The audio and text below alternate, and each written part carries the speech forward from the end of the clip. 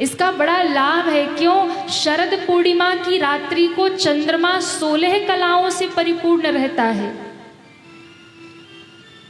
शरद पूर्णिमा सबसे महत्वपूर्ण पूर्णिमा है। इस दिन भगवान ने महाराज किया था, इस दिन लक्ष्मी जी का प्रादुर्भाव हुआ और इस दिन चंद्रमा सबसे निकट पृथ्वी के होता है और इतनी उसकी चांदनी में इतनी उज्ज्वलता होती है कि आपकी यदि आंखें सही है तो आप सुई में धागा डाल सकते हो। और आपने यदि सुई में धागा डाल दिया ना तो समझ लो कि आप एकदम स्वस्थ हो, आपकी आंखें बहुत अच्छी है, रोशनी अच्छी है। प्रैक्टिकल करके आप देखिएगा। छत पे चले जाइएगा, कोई लाइट नहीं होनी चाहिए, सारी लाइट बंद करके बस चंद्रमा की वो चांदनी होनी चाहिए। उस समय ये इतनी महत्वपूर्ण रात्रि है, इस दिन चंद्रमा से अमृत बरसता है, औषधीय गुण लेकर चंद्रमा प्रकट होता है, पृथ्वी के सबसे नजदीक होता है शरद पूर्णिमा की रात्रि। और इस दिन चंद्रमा के उस उज्ज्वलता में, उस चांदनी में, उस प्रकाश में बैठना चाहिए। रात्रि जागरण वैसे तो बहुत विधान है भगवान की पूजा सेवा का, रात्रि जागरण का, कीर्तन का, जप का, लेकिन कुछ समय आप कुछ ना कर पाए, कुछ समय रात्रि में चंद्रमा की उस रोशनी में बैठ करके कुछ समय जप करें, भगवान का पूजन करें। क्योंकि उस दिन ये जितने भी धरती पे औषधि होते हैं ना, या जितने भी, देखिए जितने जरूरी पृथ्वी के लिए सूर्य भगवान हैं उतने ही चंद्र हैं, इनकी कम महत्व नहीं है। आप जितने भी ये खेतों में औषधियाँ, अनाज, अन्न जो भी उगते हैं उसमें प्राण कहाँ से आता है? बीज जो आपने खेत में डाला है, वो बीज जब वो फल निकलता है ना तो उस फली में बीज कहाँ से आता है? वो चंद्रमा की रोशनी से आता है। अगर चंद्र ना हो तो अन्न नहीं उपजे। तो चंद्रमा का अपना बड़ा महत्व है। लेकिन जब शारदीय नवरात्र आता है तो चंद्रमा 16 कलाओं से परिपूर्ण होता है उस दिन। आप उस दिन चंद्रमा का दर्शन करिएगा, आपको लगेगा आज का चंद्रमा कुछ अलग है। हर पूर्णिमा का चंद्र वैसे तो प्रभावशाली है, पर शरद पूर्णिमा का तो बहुत अधिक प्रभाव है। जो भी माताएं हैं, बच्चे हैं, वृद्ध हैं, जो भी हैं, सबको कुछ समय के लिए खुले आकाश में बैठना चाहिए, चंद्रमा की उस रोशनी में बैठना चाहिए। चंद्रमा का दर्शन करिए, चंद्रमा को अपने अपलक निगाहों से एकटक यानी पल के बिना झपकाए उसे आप निहारिए। कितने समय तक आप देख सकते हैं? आप उस चंद्रमा का दर्शन करिए, बड़ा लाभ है। और विशेषकर जो गर्भवती माताएं हैं ना, उन्हें बहुत हल्के वस्त्र पहन करके कुछ समय तक चंद्रमा की उस रोशनी में बैठना चाहिए, चंद्र का दर्शन करना चाहिए। उनके गर्भ पे जब चंद्रमा की रोशनी पड़ेगी तो उस बालक की बुद्धि तीव्र होगी, उसे सौम्यता, सौंदर्य, स्वास्थ्य उसे प्राप्त होगा। सूर्य उस चंद्र का दर्शन करना चाहिए।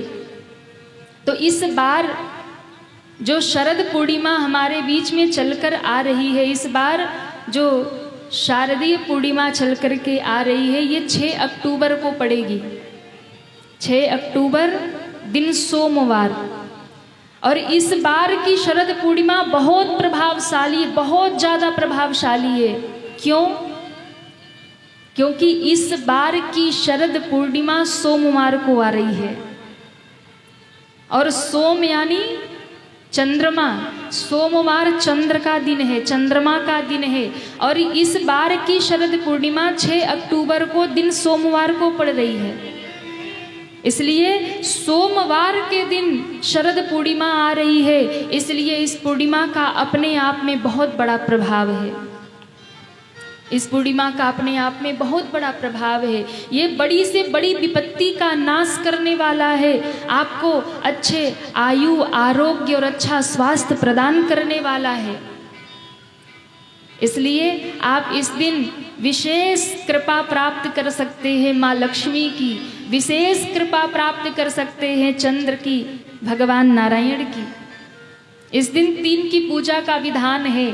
श्री लक्ष्मी जी का पूजन होता है, भगवान नारायण का पूजन किया जाता है, भगवान कृष्ण का पूजन करिए, आपके घर में जो लड्डू गोपाल उनकी पूजा करिए ठाकुर जी। और इस दिन चंद्रमा के पूजन का बहुत बड़ा प्रभाव है, बहुत बड़ा महत्व है। ये आपको अच्छे स्वास्थ्य आयु प्रदान करने वाले हैं। उस दिन चंद्रमा की किरणों में अमृत होता है, चंद्रमा की किरणों से अमृत गिरता है। मैं आपको निवेदन करूं, यदि कुछ उपाय आपने उस दिन कर लिया तो आप देखेंगे बहुत बड़ा लाभ आपको प्राप्त होगा। 6 अक्टूबर आप सभी दिन याद रखिएगा, और यदि भूल जाइएगा तो फिर YouTube पे लाइव है, फिर से जाके सुन लेना।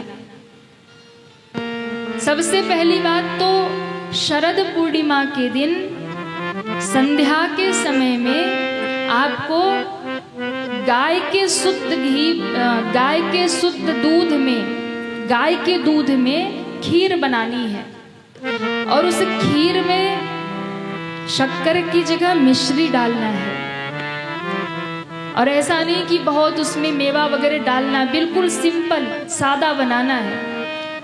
और आप देखिएगा, आप हर बार खीर बनाते होंगे ना, बहुत विधि से बनाते होंगे, पर उस दिन के खीर का जो स्वाद होगा ना वो सबसे अलग होगा। गैया के दूध में सुंदर खीर पकाइए, और बिल्कुल सिंपल उसमें मिश्री डालिए, और मिश्री डाल करके सुंदर आप खीर बनाइए। उस खीर को रात्रि में अपने छत के ऊपर, जहाँ जैसी भी सुविधा हो, उसको खुला रखना है, या फिर बहुत हल्का वस्त्र उस पर डालिए ताकि कुछ उसमें गिरे नहीं या कुछ उसमें पड़ ना जाए, एकदम हल्के वस्त्र।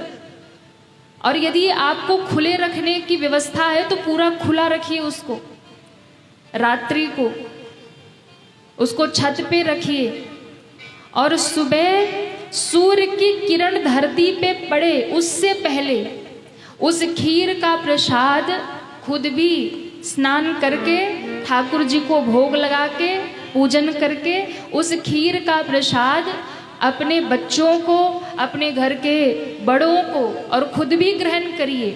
वृद्ध हो, बालक हो, सबको उस प्रसाद को पवाइए, खुद भी प्राप्त करिए। लेकिन विशेष ध्यान ये रखना कि सुबह 4:30 से 5 बजे के बीच सूर्य की पहली किरण भी धरती पे ना पड़े, उससे पहले आप प्रसाद ग्रहण कर लो, तभी उसका पूरा फल है।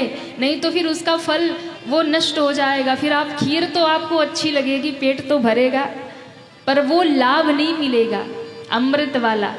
उसको पूरे रात छत पे रखना है, उसमें अमृत की बूंदें गिरेंगी, वो चंद्रमा का तेज उसमें आएगा, और फिर उस प्रसाद को आप ग्रहण करिए। सारे कष्टों को दूर करने वाला, बीमारियों को दूर करने वाला है। उस खीर का प्रसाद ग्रहण करिए। जब आप खीर बनाए उसमें थोड़े शहद डालिए, थोड़े घी डालिए, मिश्री डालिए, और बहुत उसको अच्छे से पका करके छत पे रखिए पूरी रात। सुबह ठाकुर जी को भोग लगा करके उस खीर को ग्रहण करिए, अपने बच्चों को खिलाइए, सबको खिलाइए, और आप देखिएगा वो प्रसाद इतना प्रभावशाली है ना, बड़ी सी बड़ी बीमारियों को दूर करने वाला है। हमारे भारत में बहुत होता है, माताएं रात को बना के खीर छत पे रखेंगे और सुबह सुबह वही प्रसाद सबको मिलता है। ठाकुर जी को भोग लगाइए। और एक बात, हो सके तो गोपी गीत का, ये थोड़ा कठिन है, गोपी गीत का पाठ करिए, या फिर आप फोन में भी लगा करके गोपी गीत सुन सकते हैं, गा नहीं सकते तो सुन सकते हैं, श्रवण करिए। और उस चंद्रमा की किरणों में बैठिए, चंद्रमा का दर्शन करिए, चंद्रमा का पूजन करिए। कच्चे दूध का अर्घ चंद्रमा को दीजिए, जल समर्पित करिए, श्वेत पुष्प चंद्रमा को समर्पित करिए। प्रसाद में भी श्वेत प्रसादों का भोग चंद्रमा को लगाइए और चंद्रमा का विधिवत पूजन करके अपने घर के जो ठाकुर जी उनका भी पूजन करिए। ठाकुर जी का पंचामृत से अभिषेक करिए रात्रि के समय, और हो सके तो छत पे ही भगवान को ले जाओ अपने साथ, वही चंद्रमा की किरणों में ठाकुर जी को बिठाओ और बढ़िया उनका अभिषेक करो। जिस दिन शरद पूर्णिमा की रात्रि हो ना, शरद पूर्णिमा की रात्रि जिस दिन हो, उस दिन भगवान का मुकुट नहीं उतारना चाहिए, उस दिन भगवान को शयन नहीं कराना चाहिए। क्यों? भगवान विहार करेंगे, गोपियों के संग में महारास करेंगे।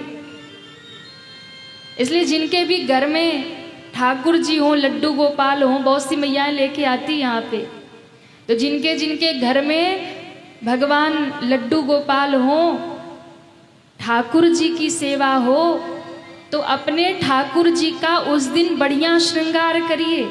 और गोपियों के छोटे छोटे विग्रह यदि मिल जाए तो भगवान के आसपास रखिए, ना मिले तो कोई बात नहीं, भगवान का श्रृंगार करिए और शयन मत कराइए भगवान को।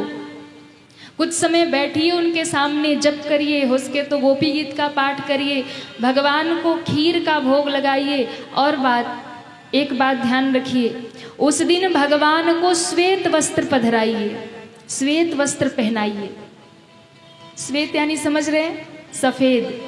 भगवान का जो आसन लगाइए वो सफेद हो, भगवान के जो पीछे का पर्दा वो भी श्वेत हो, भगवान के वस्त्र भी श्वेत हो। भगवान को जो पुष्प माला समर्पित करिए वो भी श्वेत हो।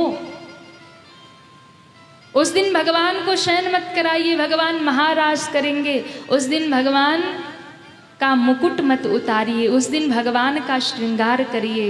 रात्रि को पंचामृत अभिषेक करके, और हो सके तो 12 बजे तक कम से कम, जैसे जन्माष्टमी में आप जगते हैं, हो सके तो कम से कम 12 बजे तक रात्रि जागरण करिए। चंद्रमा की किरणों में भगवान को लेकर बैठिए, उनको भी कीर्तन सुनाइए, भगवत नाम गाइए बैठकर उनके सामने। और संभव ना हो तो फिर जब जितने टाइम तक आप दर्शन कर सकते, रह सकते, उतने टाइम तक तो जागरण करना ही करना चाहिए। और फिर रात्रि में भगवान को आपको मंदिर का पर्दा तो लगाना है, पट तो लगाना है, लेकिन ऐसा नहीं कि पूरा अंधेरा कर दो।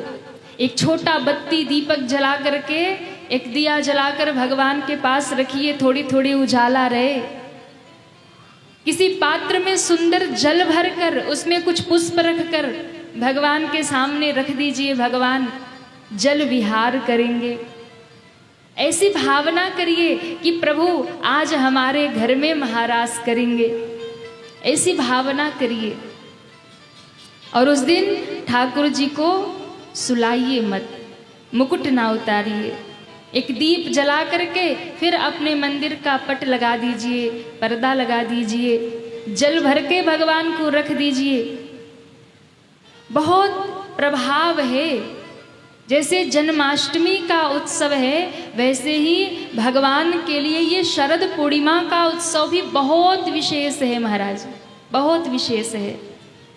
तो आप सभी ऐसे नियम का पालन करें, और जिनके घर में धन संपदा का कष्ट रहता है उन्हें भी उस दिन चंद्रमा को दूध का अर्घ समर्पित करना चाहिए, माँ लक्ष्मी का पूजन करना चाहिए।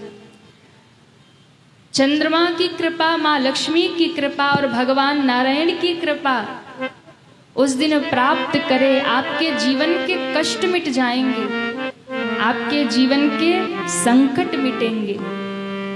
ऐसा दिव्य उत्सव हमारे बीच में शरद पूर्णिमा का उत्सव आप सभी अवश्य मनाएं। और जिनके घर में श्री भगवान हैं, श्री ठाकुर जी हैं, उनको तो अवश्य ही इस उत्सव को मनाना चाहिए।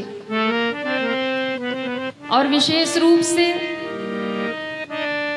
माताएं उस दिन खीर अवश्य बनाएं, और खीर बना करके उसे छत पे जरूर रखें। तो जो भी नियम, जो भी हमने आपको बताया है, आप सभी उसका ध्यान रखिएगा। 6 अक्टूबर दिन सोमवार को शरद पूर्णिमा का उत्सव है। और आपको यदि कोई विधि भूल रही है, कुछ भी है, तो आप YouTube पे फिर जाइएगा, आपको वहाँ कथा में ही ये सारी बातें मिल जाएगी और आप फिर से उसको सुन करके उस विधि को कर सकते हैं। अब भारत में तो बहुत होता है, मुझे लगा आप लोग करते ही होंगे, पर कोई बात नहीं, नहीं होता है तो आप अब से भी कर सकते हैं। देखिए इस बार के जितने भी पर्व हैं ना, ये बड़े अच्छे हैं। जैसे कि आज मंगलवार है और आज अष्टमी है, तो ये भी माँ की अपने आप में बहुत बड़ी कृपा है। अष्टमी के दिन यदि मंगलवार है तो ये माँ की बहुत कृपा है, बड़ी प्रभावशाली हो जाती है वो महाअष्टमी जो मंगलवार के दिन आती है। वैसे ही शरद पूर्णिमा सोमवार के दिन आ रही है, तो ये भी परम कल्याणमयी है।